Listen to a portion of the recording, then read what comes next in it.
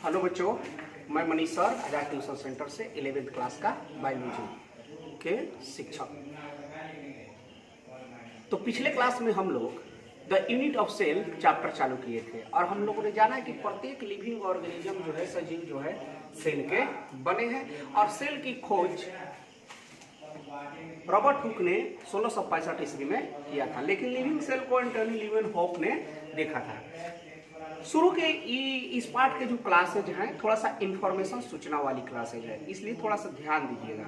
अब मैं आशा कर रहा हूं कि आप लोग को पीडीएफ फाइल जब जा रहा होगा तो आप लोग उसको राइट डाउन कर ले रहे होंगे और फिर उसके बाद लेक्चर को देखते होंगे। ठीक है, तो चलिए क्लास चालू करते हैं। आज हमारा टॉपिक है 11th क्लास का सेल थ्योरी, कोशिका सिद्धांत। ये कोशिका सिद्धांत को क्या है, किसने दिया था? तो इसको दिया था मैथाइज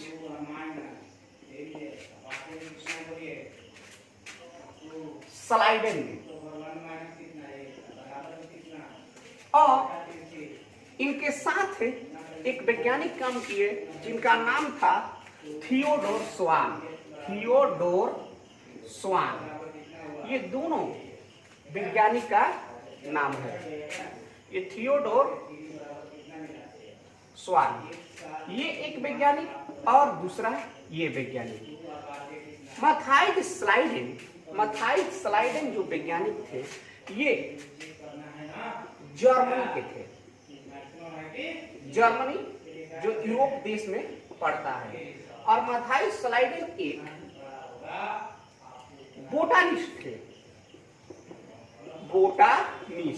बोटानिस्ट मतलब वनस्पति शास्त्र के वैज्ञानिक। मैथाइज स्लाइडेन जर्मनी के रहने वाले थे, जो एक वनस्पति शास्त्र यानी पेड़ पौधे के अध्ययन करने वाले वैज्ञानिक थे। इन्होंने मैथाइज स्लाइडेन ने 1829 ईस्वी में अपनी कुछ बातें बताई प्लांट के अध्ययन करके, यानी पेड़ पौधे के अध्ययन करके। तो इन्होंने बताया कि जो प्लांट है, कोई भी पेड़ पौधा है, वो ग्रुप ऑफ सेल्स के बना है। किसका बना है? ग्रुप ऑफ सेल्स के बना है, अर्थात कोशिकाओं के समूह का बना है। कोई भी प्लांट यदि हम उसके भाग को काट कर देख रहे हैं तो उसमें ग्रुप ऑफ सेल्स है, बहुत सारी छोटी छोटी कोशिकाओं का समूह है। और ये ग्रुप ऑफ सेल्स इन्होंने बताया कि टिश्यू का निर्माण करता है। क्या निर्माण करता है? प्लांट टिश्यू का निर्माण करता है, पादप उत्तक का निर्माण करता है। तो सर्वप्रथम मैथाइज स्लाइडेन ने, एम स्लाइडेन जिसको कहते हैं, ये 1838 ईस्वी जो जर्मनी के बोटानिस्ट वनस्पति शास्त्र के वैज्ञानिक थे, उन्होंने कहा किसी भी प्लांट के भाग को यदि हम काटते हैं और काट करके देखते हैं तो ग्रुप ऑफ सेल्स हैं, यानी कोशिकाओं के गुच्छा है। यदि किसी घर को हम तोड़कर देखते हैं दीवार को, तो क्या है? ग्रुप ऑफ ईंटा, यानी ईंटे के क्या है? समूह है। तो इसको मैथाइज स्लाइडेन ने सर्वप्रथम बताया 1838 में। ठीक उसी प्रकार ये थियोडोर स्वान, इन्हीं के लमसम, इन्हीं के आसपास, ये एक ब्रिटिश जूलॉजिस्ट थे। ब्रिटिश जूलॉजिस्ट अर्थात ब्रिटेन, इंग्लैंड के जंतु वैज्ञानिक थे। जंतु वैज्ञानिक, जूलॉजिस्ट मतलब जंतु माने जंतु, लॉजिस्ट माने वैज्ञानिक। ब्रिटेन के ये वैज्ञानिक थे और मैथाइज स्लाइडेन के आसपास ही इन्होंने 1839 ईस्वी में, देखिए ये 1838 ईस्वी में और इन्होंने 1839 ईस्वी में ये एनिमल के अध्ययन किए और इन्होंने देखा कि एनिमल जो है वो सेल्स के समूह से बना है। इन्होंने बताया कि एनिमल जो है ग्रुप ऑफ सेल के बना है। ग्रुप एनिमल सेल्स कोई भी एनिमल को हम देखते हैं तो किससे बने हैं? एनिमल सेल्स के बने हैं, एनिमल सेल्स। ठीक, अर्थात एनिमल के ग्रुप ऑफ सेल, जिस प्रकार से प्लांट ग्रुप ऑफ सेल से बने हैं उसी प्रकार से एनिमल भी ग्रुप ऑफ सेल से बना है। किसने बताया? थियोडोर स्वान ने। और इन्होंने एक चीज और बताया कि जो एनिमल सेल होते हैं केवल एक बाहरी परत द्वारा घिरा रहते हैं, जिसको हमको आगे पढ़ना है। ऐसे थोड़ा सा आप नाम सुनते होंगे, कोशिका झिल्ली। एनिमल सेल कोई भी हो वो बाहर से एक पतली परत द्वारा घिरी होती है, जिसे हम लोग क्या कहते हैं? Plasma membrane. प्लाज्मा मेम्ब्रेन कोशिका झिल्ली के नाम से जाना जाता है, कोशिका झिल्ली। और इन्होंने एक चीज और बताया, क्या बताया कि थियोडोर स्वान ने ये बताया कि कोई भी एनिमल सेल है बाहरी परत झिल्ली से घिरी रहती है, और जिसे हम लोग प्लाज्मा मेम्ब्रेन आज कहते हैं। उन्होंने प्लाज्मा मेम्ब्रेन में सब नहीं दिया था। ठीक, उन्होंने बताया कि प्रत्येक एनिमल सेल जो होता है बाहर से एक झिल्ली द्वारा घिरी रहती है। हम पढ़ेंगे, खूब डिटेल में पढ़ना है। अभी थोड़ा सा इसको इंफॉर्मेशन को सुनिए। प्लाज्मा मेम्ब्रेन कोशिका झिल्ली से घिर रहती है, लेकिन इन्होंने क्या देखा कि कुछ प्लांट का भी अध्ययन किया। इन्होंने कुछ क्या किया? प्लांट का भी अध्ययन किया।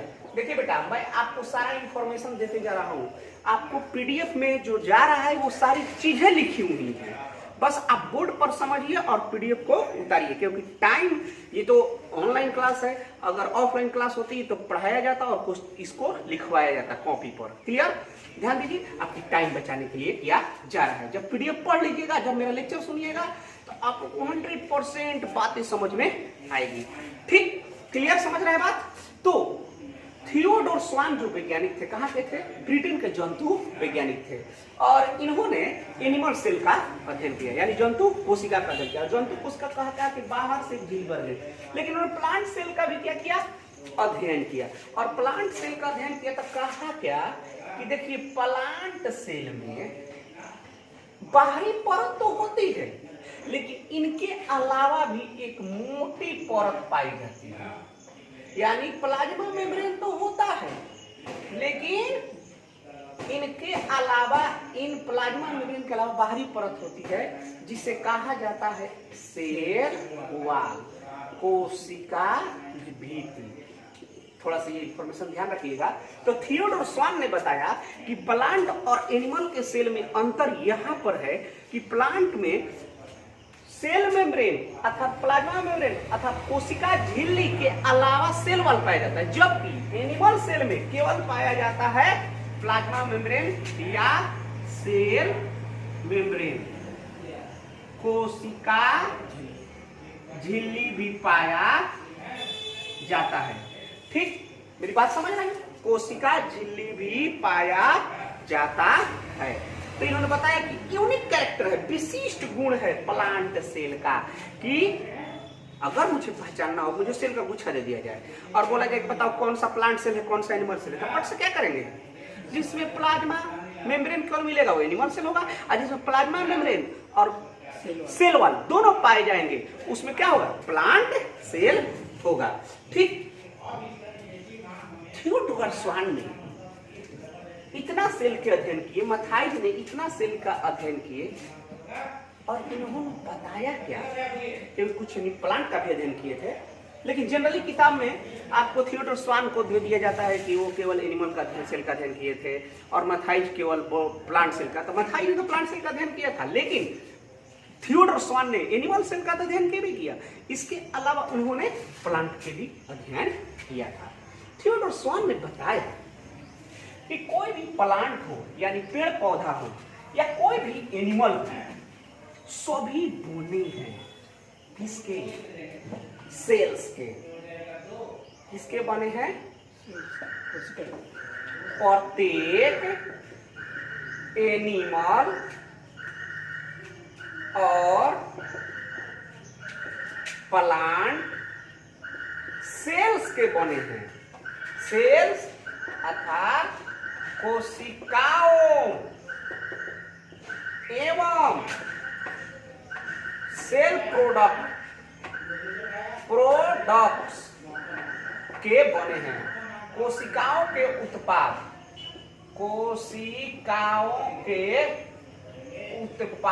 के बने हैं।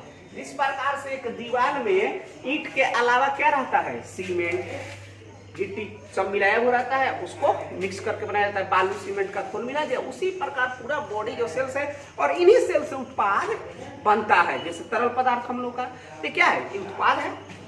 मैं एक बड़ा बात कहना चाहता हूँ, अगर आप लोग 11th क्लास में हैं और मेरी वीडियो देख रहे होंगे तो वीडियो के बीच में मैं कह रहा हूँ कि आप लोग को अगर इच्छा होगी कि सर मेरे पास अवेलेबल नहीं हो पा रहा है अच्छी तरह से वीडियो, तो आप लोग यहाँ पर जब मैं सुबह में क्लास लूँगा 8 बजे तो आप लोग आकर बैठ करके पढ़ सकते हैं और वीडियो भी चला जाएगा। ठीक है, तो इसके लिए आप लोग ऑफिस में मेरे पास आकर भेंट कर लीजिएगा, शाम में हम आपसे मिल लेंगे। ठीक है, तो चाहेंगे तो कोचिंग में, सबके लिए नहीं, जिनके पास अच्छी तरह से अवेलेबल नहीं है वहीं आकर के देख सकते हैं। क्लियर? तो प्रत्येक एनिमल और प्लांट सेल जो है किससे बना है, सेल प्रोडक्ट से बना है। तो थियोडोर स्वान और मैथाइज स्लाइडेन और कौन सा, मैथाइज स्लाइडेन, ये दोनों ने 1839 ईस्वी में बताया, क्या बताया, कि सभी लिविंग ऑर्गेनिजम्स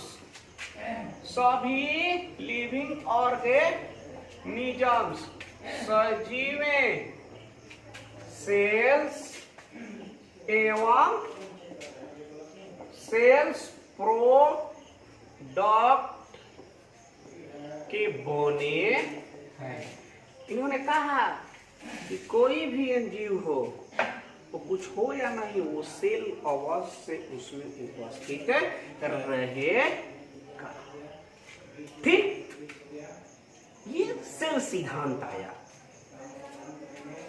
लेकिन ये सेल सिद्धांत पूर्णतः विकसित नहीं था। देखिए, हम लोग क्या करते हैं कि सेल थ्योरी देते हैं तो मैथाइज और थियोडोर स्वान के बहुत सारी बातों को लिखवा देते हैं कि मैथाइज ने ये भी बताया, ये भी नहीं। मैथाइज और थियोडोर स्वान ने अपने निष्कर्ष पर पहुंचा और कहा कि प्रत्येक जीव के जो है सेल से बने हैं और सेल के उत्पाद से बने हैं। इसी को कहा गया सेल थ्योरी। एक लाइन बोले थे और सही भी। आज का जीव हो या पृथ्वी से डायनासोर भी समाप्त हो गए हों, वो भी बने थे सेल और सेल के उत्पाद से। ये कब की बात हुई, 1839 ईस्वी में।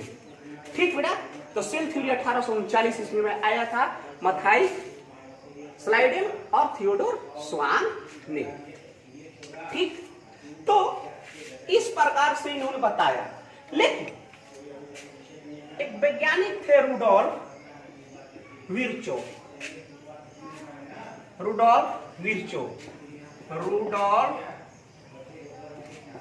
वर्चाउ लिखा जाता है, इसको विर्चो पढ़िए, वर्चाउ पढ़िए।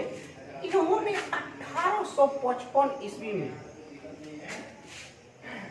मैथाइज स्लाइडेन और थियोडोर स्वान की बात को तो कहा, लेकिन इन्होंने एक बात और कहा कि ये जो प्रत्येक सेल उत्पन्न होता है अपने पहले वाले सेल से उत्पन्न होता है।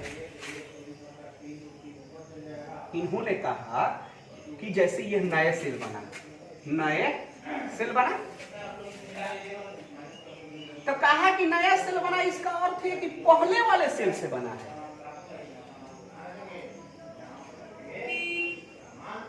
ये बात तो इन्होंने बोल दिया, लेकिन ये नहीं बता पाए कि पहले वाले सेल से कैसे बना है। जैसे आज हम लोग जानते हैं कि एक अमीबा को हम छोड़ देंगे तो वो किस में बदल जाएगा, 2 अमीबा में। ये क्या है, एक कोशिकीय जीव है, अर्थात एक कोशिका का है बना हुआ और 2, अर्थात ये जो नया अमीबा बना या नया सेल बना, किससे बना है, पहले वाले अमीबा से बना के नहीं बना है। बना है ना। तो रुडोल्फ विर्चो ने कहा कि प्रत्येक लिविंग ऑर्गेनिज्म के सेल जो है अपने पहले वाले सेल से बने हैं।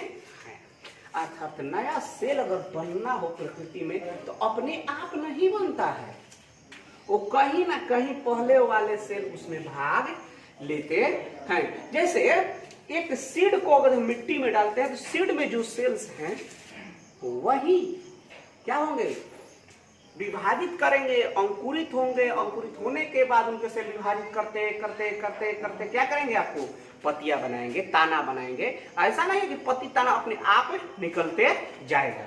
जैसे हम ही लोग हैं, हम मानव ही हैं, तो हम लोग क्या है, अपने माँ बाप का सेल है। हम अपने माता और पिता का क्या है, सेल है। इतना बड़ा शरीर हो गया, कैसे शरीर हो गया, तो हम लोग रिप्रोडक्शन में देखेंगे और पढ़ेंगे कि माता पिता के गैमेट युग्मक ने मिला और एक कोशिका बनाया, जाइगोट कहते हैं, युग्मज कहते हैं। छोड़िए बात आपको दिमाग में नहीं जा रही होगी, लेकिन कुछ जा रही होगी तो अच्छी बात है। और मैं पहले बोल दिया हूं कि अगर जिन बच्चों को समझने में दिक्कत हो रहा होगा वो आ सकते हैं 8 बजे यहाँ क्लास में, मैं पढ़ा दूंगा। क्लियर बेटा? तो मैं क्या कह रहा हूं कि प्रत्येक सेल, तो वो जाइगोट क्या विभाजित होते होते हम लोग जैसा शरीर बना दिया, हम लोग जीव बन गए। अर्थात रुडोल्फ विर्चो ने कहा कि all living cells arised from pre existing cell. इन्होंने एक टर्म दिया, क्या दिया, टर्म, अर्थात शब्द दिया, शब्द दिया। लैटिन वर्ड दिया इन्होंने ओमनिस, सेलुला, ई सेलुली। अब कहिएगा सर ई कौन भाषा लिख दिए, माथा खराब हो गया, ओमनी से सेलुला, ई सेलुली, तो ई कौन भाषा हो गया कि जो होने से आवता तनी हम तरफ बताओ तनी। अरे भैया जैसे भोजपुरी में हम बोलते हैं, ई कौन सा भाषा है, लैटिन भाषा। तो अंग्रेजी में इसको कन्फाइन किया गया कि क्या कहना चाहते थे, तो उन्होंने कहा कि all living cell are, all living cells arises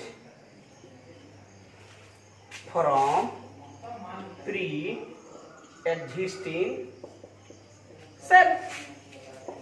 अर्थात सभी सजीव कोशिका की उत्पत्ति पहले वाले कोशिका से होती है। सभी सजीव कोशिका की उत्पत्ति